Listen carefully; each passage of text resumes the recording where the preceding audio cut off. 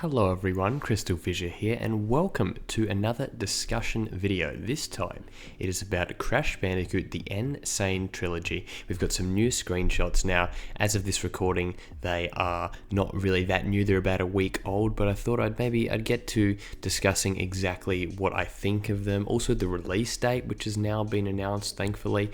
We now have a release date, the 30th of June 2017. Now, before I show that trailer and the images, the new screenshots, I want to show this really new screenshot, which you may have not seen, which is apparently from Sunset Vista. I believe this was in an Italian magazine.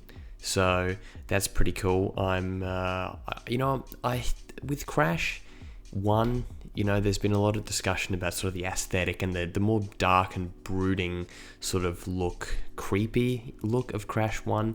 And I feel like with these Crash 2 images that we're about to see, it's, for some reason, I don't have as much of a problem with it, even though it's not quite the same as the original Crash 1. But that said, let's take a look at the first screenshot from Crash 2. We have this, and I put this first because this is the most interesting one to me. This is Crash riding on a polar bear, not a polar bear. She's had to, obviously a polar bear named Polar.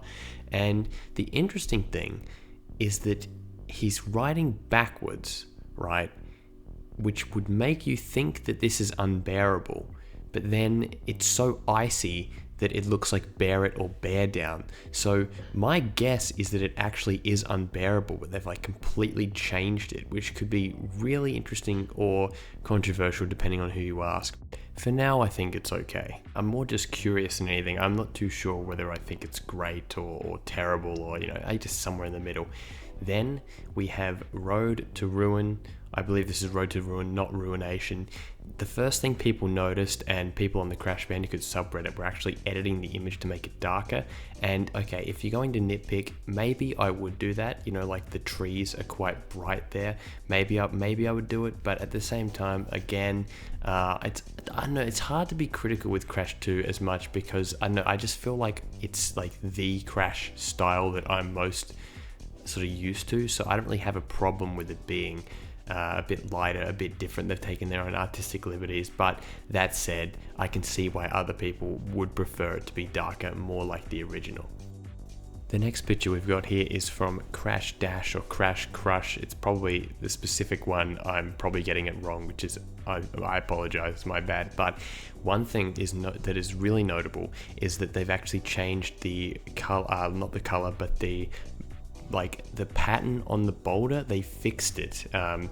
The other one was I think it was vertical. This one's horizontal. Now it's a minor thing, but I guess it shows that they've been listening to people that have been making these. I mean, to be honest, they are nitpicks, and I don't mean that in a bad way, but they are. Then we have these 3 pictures of the Komodo brothers boss fight, and it looks quite good. The only thing, and Ratchet 5 talked about this, is that there's something that kind of looks like they've almost polished the pillows, but that's more of a modern game thing than it is this specifically. I guess that's just the way it is. I don't really think it. I don't think it's terrible, for example, but I guess if people, looking for a reason to maybe not like it, the style itself, then fair enough. Here we are in Hogwild, and Hogwild is, I think, the one that I saw people complaining about just a little bit in terms of being overly bright. Again, nitpick, but I kind of see what people are talking about. I did like it, but more of that earthy, dark sort of feel. But again, with the fact that this is a remake and the Crash 1 style is sort of detached from 2 and 3, I kind of don't blame them for kind of keeping in line with just everything sort of being more unified. Now, again, people have problems with that, and it's not like I'm saying that your opinions aren't worthwhile because you disagree, but I think that it's just something that has to be done. And I think that with that Sunset Vista shot, you can actually see the lighting there subtly. I'll just show it up again. You can see that it actually has sort of a difference, and it is sort of matching that tone of the original, or maybe not quite, but sort of its own feeling, its own sort of sunset. And I think that's why I'm really excited for some of those Crash 3 levels with the different times of day. Like, for example, think about like Orange Asphalt or something like that. Finally, we have the Lost City, the Sunset Vista sort of prequel level here. And if you do look at the original screenshots, or play the original game, you'll see how much more of a blue, darker tone it has, kind of like Sunset Vista. I don't really mind that this is bright, again, because of the fact that what you could argue is this is like the predecessor level to Sunset Vista, and then with Sunset Vista looking the way it did in that other screenshot, this is sort of the sequel to it, is like more dark, and this one's more light and sort of friendly looking. But overall, I am a fan of the art style. Like, I mean, despite me sort of playing devil's advocate a lot, I actually am a fan of this style. I really do like it, and if we did get to see a Crash PS4 game, an original game, I would love it in this art style. I'm definitely not faulting the art style. Anyway, let's move on to the trailer. Let's give it a watch.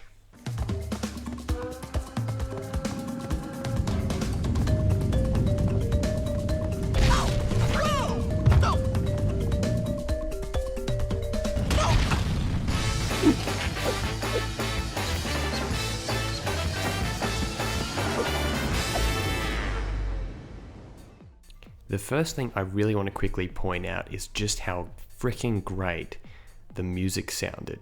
Now, obviously, it's a very simple sound, sort of like a marimba sort of vibes sound, and it's not too hard to get stuff that sounds like that, but obviously, note by note, it was the exact same, and I think that was another criticism that people had about the music, will it sound as good? That gives me faith. Do I prefer the original, so based on compared to what we've heard? Yes, of course I prefer the original sounds. Josh Mansell can't be beat, but I think it won't be a travesty. And I think that, anything that isn't a travesty is good. I know that maybe sounds like I have low standards, but I think that, it is hard to emulate everything exactly, especially music, and with that, I'm excited. Now, with that said, let's discuss the 30th of June release date. Well, firstly, I may be in Finland at the time, which could be problematic for me doing videos as soon as the game comes out, but that's beside the point.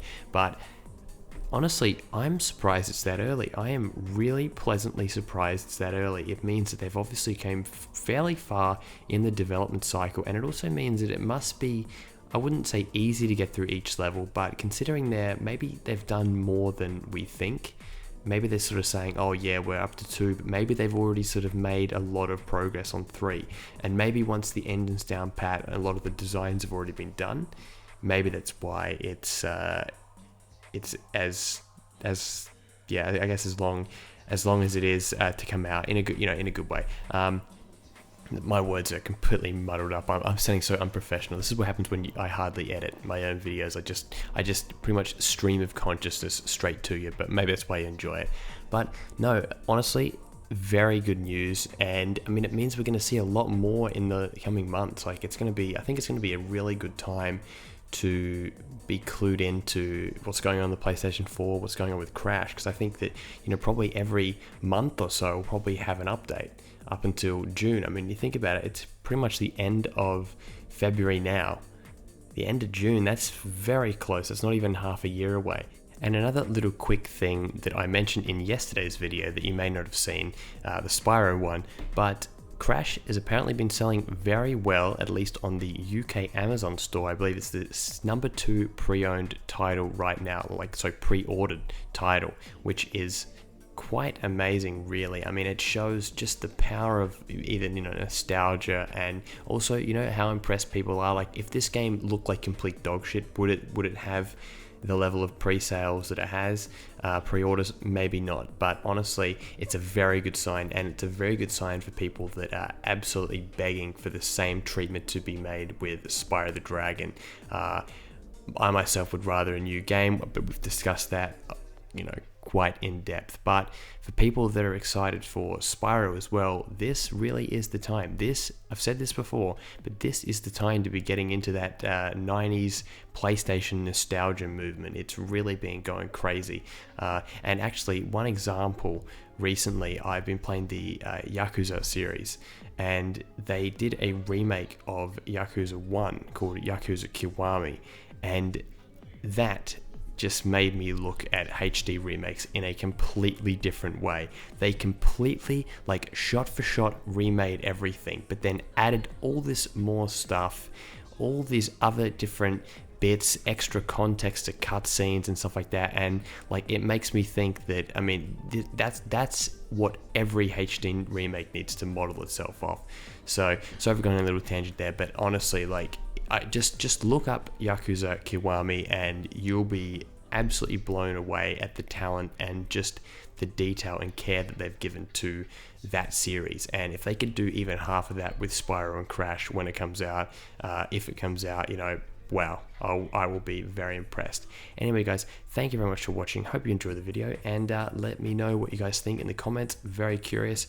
Share it around, like the video, do whatever you want to do. I usually don't pander, but yeah, I'm very excited, and I'm also excited to see what you guys think. So thank you guys. See you later. Now go. Ready? Go. Gag reel it up. We can film real life Thursday if you want me to use it. You know, I could record it. We could.